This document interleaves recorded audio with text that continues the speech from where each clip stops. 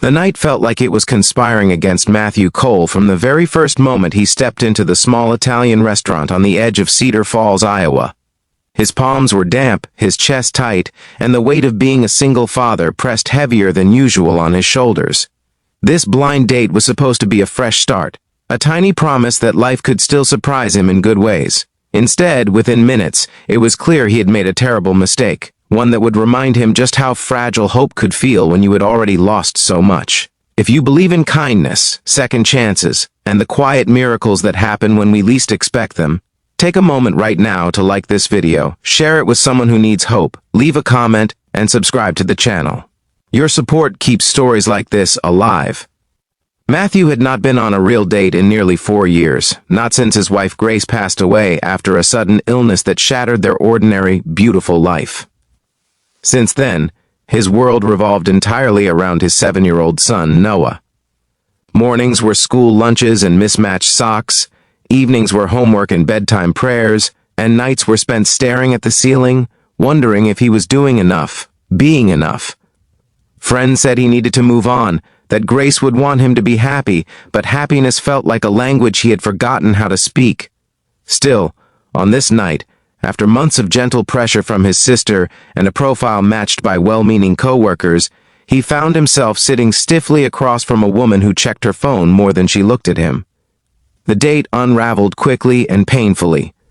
She criticized the restaurant, complained about the town, and made it clear that a single father with limited free time did not fit into the future she imagined for herself. Matthew nodded politely, his smile strained, his thoughts drifting to Noah at home with a babysitter, probably building Lego towers and waiting for his dad to return. Every dismissive glance felt like confirmation of his deepest fear, that his life now came with too much baggage, too many scars for someone new to accept. The clinking of silverware and low hum of other conversations blurred together as he mentally counted the minutes until he could politely escape. That was when he noticed her at the next table. She sat alone, a half-finished bowl of soup in front of her, her posture calm and unhurried, as if she was perfectly comfortable taking up space by herself. Her name, he would later learn, was Rebecca Turner. She had soft brown hair pulled back loosely and eyes that seemed observant rather than curious, the kind that noticed details others missed. She wasn't eavesdropping, but it was impossible not to sense that she understood what was happening at Matthew's table. When their eyes briefly met, she offered a small, genuine smile, not out of pity but recognition. It was such a simple thing, yet it steadied him more than he expected. The blind date ended abruptly soon after, with an awkward goodbye that left Matthew feeling embarrassed and strangely relieved. As he waited for the check, he considered leaving immediately, slipping back into the safety of his familiar routine. But something made him linger, perhaps the warmth of the restaurant, or the quiet presence of the woman at the next table. When Rebecca stood to leave at the same time, fate nudged them together in that narrow space near the exit where coats were gathered and goodbyes were said. Their interaction began innocently, the way real moments usually do, with a shared smile and a few kind words about the food and the weather. There was no pressure, no expectations. Rebecca mentioned she was passing through town for work, a nurse attending a short training at the local hospital.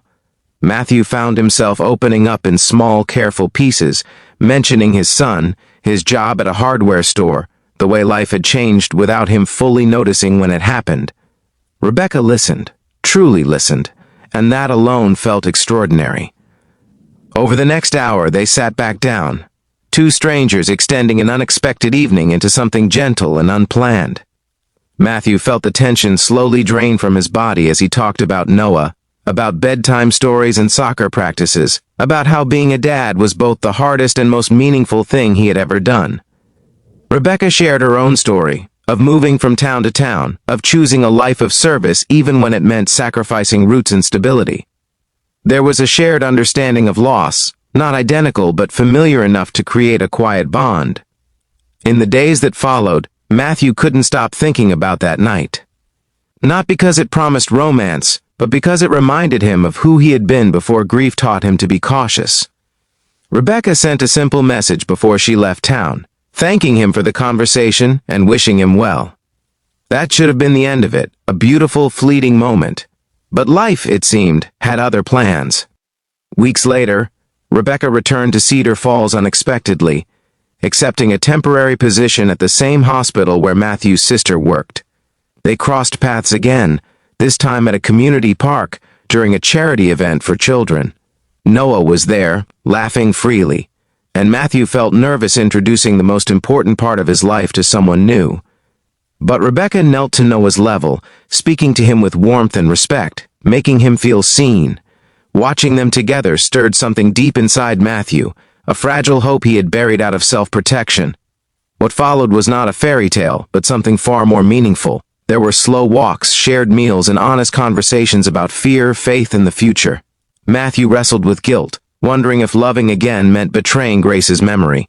Rebecca never rushed him, never demanded answers. She understood that love after loss was not about replacement, but expansion, making room for new light without dimming the old. One evening, after Noah had fallen asleep, Matthew sat alone in his living room, holding a photograph of his late wife. For the first time, he spoke out loud, thanking her for the life they shared and asking for the courage to keep living fully. In that moment, he felt a peace he couldn't explain, as if permission had been quietly granted. Rebecca eventually chose to extend her stay in Cedar Falls, drawn not just by work, but by the life she was slowly becoming part of. The challenges didn't disappear. There were misunderstandings, moments of doubt, and the ever-present reality of blending past and present. But through it all, kindness led the way, steady and patient. As the seasons changed, so did Matthew. He laughed more easily, slept more soundly, and found himself dreaming again. Not just for himself, but for Noah. The terrible blind date became a distant memory, overshadowed by the miracle that followed it. He learned that sometimes the worst evenings carry the seeds of the best chapters, and that God's timing often arrives disguised as inconvenience. If this story touched your heart even a little, please take a moment now to like the video, share it with someone who believes in hope, and subscribe to the channel. Your engagement means more than you know and helps these stories reach the people who need them most. Before this story ends, I'd love to ask you one special thing. Please comment below and tell us if you believe that second chances can appear in the most unexpected places. Matthew never forgot that night, the way disappointment had given way to grace just one table away. He learned that love does not always arrive loudly or perfectly, but sometimes sits quietly beside you, waiting for you to look up. And in that realization, his life found a new rhythm, one built not on fear of loss, but on faith in what could still be found.